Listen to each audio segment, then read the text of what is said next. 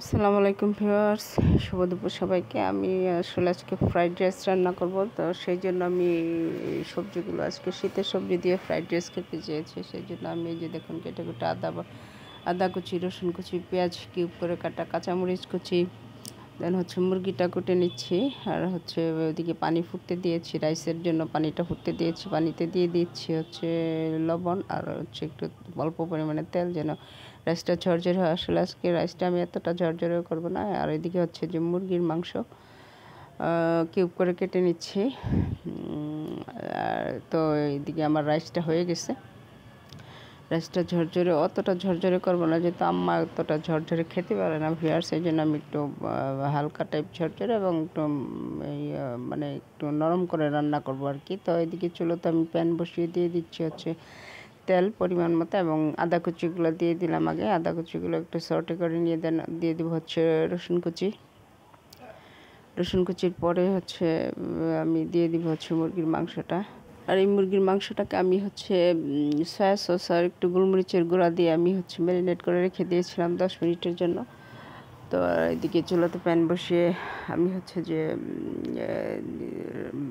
আদা কুচি এবং রসুন কুচিটা ভেজে নিয়ে দেন একটু সর্টে হয়ে আসলে আমি দিয়ে দিলাম হচ্ছে কিউব করে কেটে রাখা মুরগির মাংসটা। তো এটা একটু আসলে ফ্রাইড রাইস রান্না করতে হয় ফুল আছে ভিউয়ার্স, এটা আমরা সবাই জানি। তো আমার চুলা এখন ফুল আছে দেয়া আছে, আর এখন আমি একটু ভাজা ভাজা করে নিচ্ছি।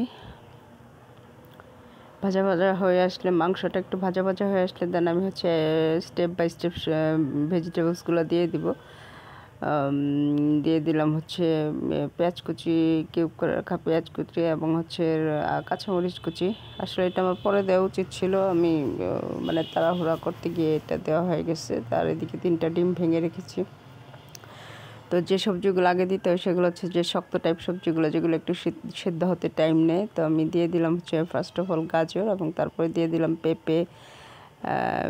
গাজর আর পেঁপেটা হয়ে আসলে সেই সাথে দিয়ে দিয়েছি হচ্ছে আলু কিউব করে কেটেছি। আমি সব ধরনের সবজি দিয়েছি, নতুন আলু দিয়েছি ভিউয়ার্স, গাজর, পেঁপে, তারপর মটরশুঁটি, বাঁধাকপি, ফুলকপি এবং হচ্ছে ক্যাপসিকাম।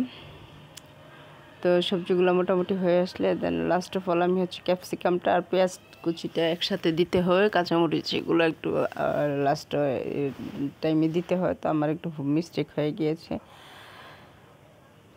তো আর আমি ভাপ দিয়ে রেখেছিলাম ফুলকপি আর হচ্ছে বাঁধাকপিটা আমি একটু ভাপ দিয়ে রেখেছিলাম, যেহেতু আম্মা খেতে পারে না, আম্মার কথা বিবেচনা মাথায় রেখে আর কি একটু একটু সেদ্ধ করে দিয়েছিলাম।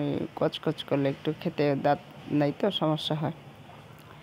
তো আমার সবজিগুলো মোটামুটি হয়ে গেছে ভাজা ভাজা। তো আমি পর্যায়ে দিয়ে দেবো 3টা ডিম ভেঙে রেখেছিলাম, তো ডিমগুলো দিয়ে দেবো। আর আমি সবজির মাঝে একটু পরিমাণ মতো হচ্ছে, যেহেতু আমি মাংসটা হচ্ছে সয়া সস দিয়ে মাখিয়ে রেখেছিলাম, তাই সবজিতে আমি অল্প পরিমাণে একটু সয়া সস দিয়ে দেবো, যেহেতু ফ্রাইড রাইসের মেইন ইনগ্রিডিয়েন্টসটাই হচ্ছে যে সয়া সস।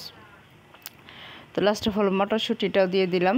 মটরশুঁটিটাও একটু ভাজা ভাজা হয়ে আসলে দেন আমি হচ্ছে যে মাঝখান থেকে সবজিগুলো একটু সরিয়ে নিয়ে সাইড করে দেন আমি হচ্ছে ডিমটা দিয়েছি। ডিমটা একটু সর্টে করে নিয়ে দেন আমি হচ্ছে সবজির সাথে ডিমটা একদম মিশিয়ে নিচ্ছি।